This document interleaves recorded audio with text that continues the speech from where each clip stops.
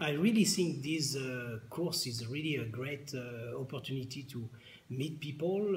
As a matter of fact, they are students from 13 countries and instructors from 5 countries. So a lot of discussions are happening during the sessions, but also later and also during the practicals. And also we have people that are students at university or PhD or postdocs, and also we have people in governments, regulators, and also people in the industry. So it's a very good mix, and for me it has been a pleasure to be in the Canary Islands.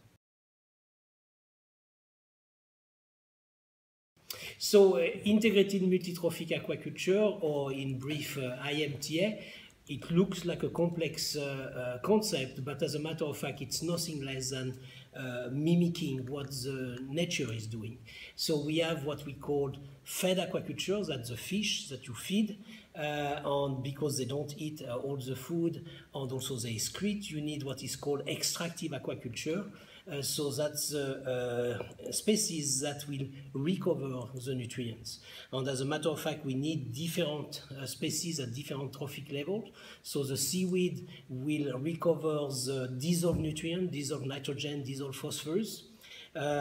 We need some organisms that will recover the small organic particle, so that would be mussels and oysters, and we need also some organisms that need to recover the larger organic particle at the bottom, and for that we need things like sea urchin, sea cucumber, sea worms. So we are combining these different species that act at different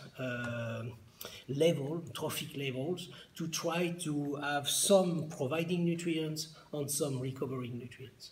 And of course, if you want that to work, we need to have species that have commercial value, because what we want to do is to demonstrate to the aquaculture industry that the aquaculture practices can evolve and still be profitable. So we need to have extractive species that have also commercial value.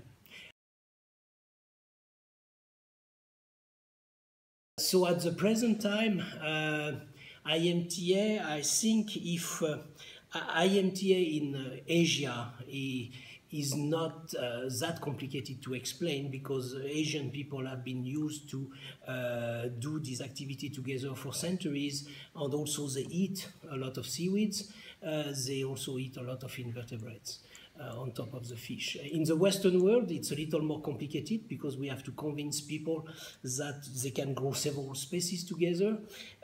We have to convince people they can eat seaweed, they can eat invertebrates. So more work in the Western world, but I think what is really important if we want IMTA to really develop and expand, two things. We have to make the economic demonstration. I think we have done a lot of work at the level of the biology, and we've demonstrated that biologically it's a good concept, but we need to show that economically it works. But for that, we have to reach a certain scale. And the second limitation in the Western world are regulations. So if we want to be able to expand at a scale where we can demonstrate the economic value of IMTA, we need regulations that allow us to reach this scale. And at the present time, in many countries, being in North America or being in Europe, we don't have regulation with IMTA in mind, because regulation, like in fisheries, aquaculture, it's mostly a monoculture approach, and what we want is several species together. So economic demonstration, regulations, change of attitude.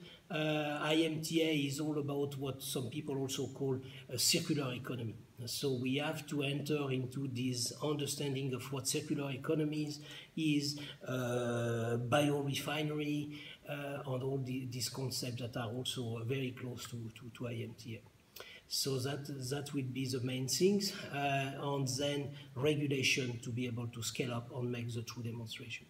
Also, what is very important is to realize that the extractive species are also providing what is called ecosystem services. So the seaweeds, but by recovering the dissolved nutrients, the different invertebrates by recovering the small particle, organic particle on the large organic particle, are providing services to the ecosystem. And at the present time, I would say it's almost free of charge. But as a matter of fact, the value of these ecosystems reach in the millions, and we should put them in the equation. So people talk about carbon tax. I think it's better. I much prefer to talk about credits than tax. And in the coastal environment, it's not only a story of carbon, it's also a story of nitrogen and phosphorus. So it's about time we talk about nutrient trading credits.